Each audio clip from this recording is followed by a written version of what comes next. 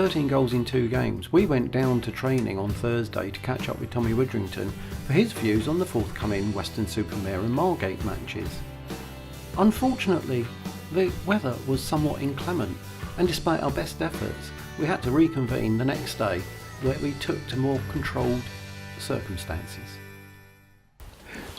Tom, thanks for joining us, and it's a bit drier and a more controlled environment than yesterday's attempt at the interview. But 13 goals in 2 games, there was an air of watch out when it all comes right, and that's what happened at Wealdstone. What did you say to the players at half time? Well, I think if you take it back a little bit further than that, you know, we were really disappointed with the way we went out of the FA Cup as a group, and we were asked, or they were asked, sorry, to show me a response, a collective response, and they did that, like you said, on the Tuesday evening at Crawley down Gatwick, where we were imperious on the ball and very, very prolific in front of goal. So to come away with 9, and everybody else say, oh, it's only Crawley down Gatwick, where I wouldn't be as disrespectful as that. You know, we were on Eastbourne. Did Braintree, and we suffered a heavy defeat, but like I said, we got back on track, and to go to Wealdstone and win again quickly after in the league was really pleasing. The big thing we said at half time was we felt there wasn't a lot in the game. Wealdstone had the slope in the first half, and they tend to be fairly dominant whenever they played down the slope at Grosvenor Vale, so we knew we were going to see more of the ball. We just asked the lads to be a little bit braver on it, and bravery comes in many forms. You know, if you're a person who's supposed to be on the ball and creating things, a la, you know, Oxlade-Chamberlain or Alex Smith, Jamie Taylor, Nat Pinney, Elliot Romain, them sort of people, they have to take people on and penetrate. But there's other forms of bravery, and Charlie took a whack to his eye in the incident that we all know, heard plenty about, and he showed bravery by staying on the pitch and seeing the game through. So it was a really pleasing performance, but ultimately it was a great 3 points. So what did you think about that sending off? It was actually nice to see that someone else was complaining about some of the decisions. You know, at the time I didn't think it was a particularly bad challenge. However, when you watch it on the video, I mean, I've played in forward positions, I've played in teams where forwards would have taken goalkeepers' heads off, put the ball in the goal and it would have counted. So the rules have changed slightly, but I can understand why he got a red card, because there is contact with Charlie's head. He's got a cut above his eyebrow, and when the referee appeared on the scene after having seen the challenge, he sees Charlie a little bit groggy and blood coming out of his eye. So he's seen a contact and given it. In retrospect, I think he's made the right decision and rescinded the red card, because, you know, goalkeepers, like it or not, they choose to go into challenges with their hands in their face, where the outfield players are entitled to go in there with their feet. So I can understand why it was given on the day, but if you like, I can also understand why it's been rescinded. So, well, Wealdstone will blame that decision. I think it was way beyond just that one incident that changed the course of the game. After the half-time chat, we were well on top and had scored an equaliser already. And I think that was their last shot on our goal, to be honest with you. So we went to the other end with the extra man, and I thought the substitutions worked to a T, and delighted to see Jamie Taylor back on the score sheet.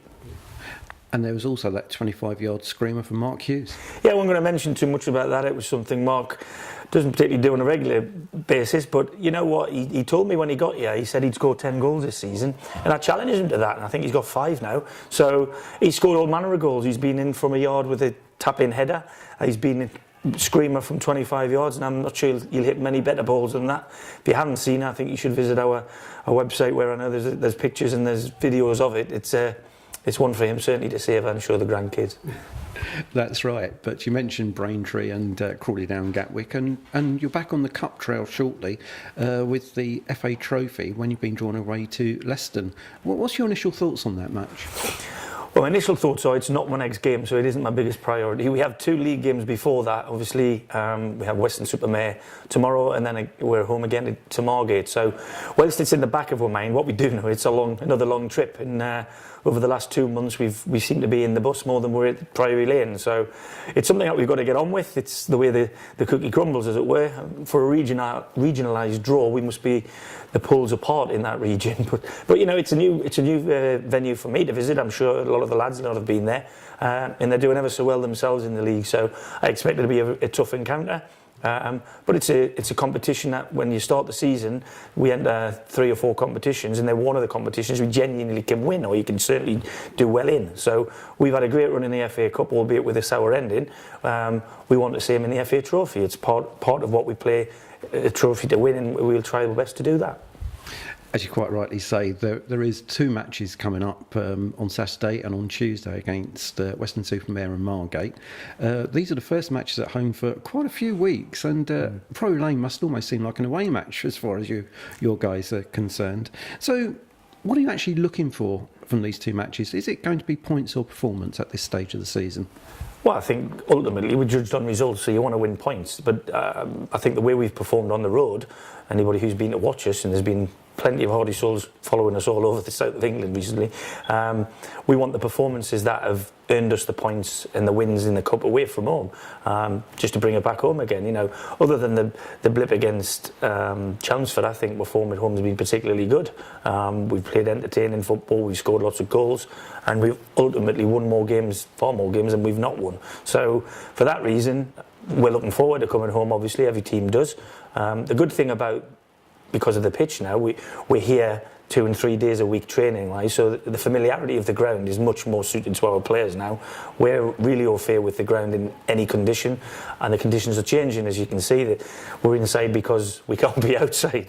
And but the players, but the storm that we had yesterday morning during training didn't affect the training session. It affects the people who were standing watching it or taking it, but the guys playing the football, you know, and this is a massive benefit for me as a manager and a coach, because our planning's never hindered. You know, on grass pitches you have to decide whether you're going to take the risk and wreck your pitch if you're going to train on it, but we don't have that problem here, which is a huge asset for us. That's the major advantage of a 3G pitch. And you say about training, is there any team news for Saturday and Tuesday? Well, we've got a full bill of health, clean bill of health. The only other thing is Michael Isaiah has gone off to play hopefully some games in the Ryman Premier League, so he won't be involved. But other than that, yeah, we haven't anybody injured or suspended at the moment, so we've got a full squad to pick from. So another one of them evenings when I'm going to go home with lots of permutations in my head. Some people will be disappointed, both players and supporters, because their favourites are picked or they're not picked. But what they will know is everybody in that group are pulling in the same direction, because that was shown in droves last week. The lads who started the game, for want of a better expression, Nat Pinney and Elliot Main had to hold the prickly end of the stick, whereas Gavin and Jamie Taylor got to feel the nice end of the stick. And you never know. To have that option as a manager is excellent. When I look behind me the other week and there's Gavin McCallum and Jamie Taylor, Daniel O'Reilly, it's a lot better than having a lot of youngsters in there who, whilst they'll admirably do their best, to be stronger in this league, we need the squad that we've got, and I'm delighted with the way they're all training and playing at the moment. So it's quite a good blend. Great blend. I think, you know, when I first come, the age of the squad was too old. We've gone through a period where it was probably too young to compete regularly on a period level. I've said it for a while now. I think any team that I've put out in the last 2 years certainly has been able to compete with whoever we've played against on a one-off occasion. Now, you've won some of them games and we've lost some of them games, but I think holding a consistency, which if you look back now, I think we've only lost 1 game in about 11, and you know, for that reason, there's not a lot wrong. If we can win more games back to back, I think we'll see a huge climb, because we have got games in hand, and if we can make them games in hand count now, we can put ourselves on parity with the other teams who've played the games. But for a team who's played 16 games, I'm pleased with the points we've got. You know, if we were continuing that trend, we wouldn't be far away from where our target is. That is really good to hear. Tom, thanks ever so much for your time. I think it's back into the rather inclement conditions. All the best for Saturday and Tuesday. No problem. As you say, back into the breach. Cheers.